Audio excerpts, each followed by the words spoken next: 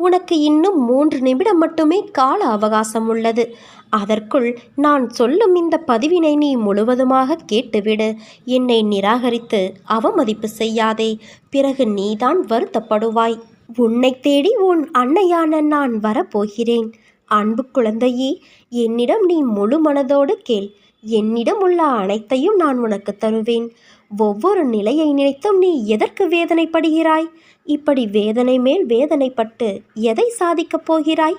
வெளியே வா. அப்போது என் ஆசி உனக்கு முழுவதுமாக கிடைக்கும். வெறும் வாய் வார்த்தைகளால் நான் இதை சொல்லவில்லை. நான் உன்னோடு இருக்கும் பொழுது உன் கவலைகளை என் பாதத்தில் வை. அதன் பிறகு நடப்பதைப் பார். உன்னை படைத்தவள் நான். நம்பிக்கையும் பொறுமையும் கொண்டு இரு. உன் கர்ம பலன்கள் முடிந்து விட்டது. எப்போது நீ என்னை நினைவில் நிறுத்தி கொண்டு பூஜை செய்தாயோ அப்போதே உன்னுடைய கர்ம பலன்கள் பொடி பொடியாய்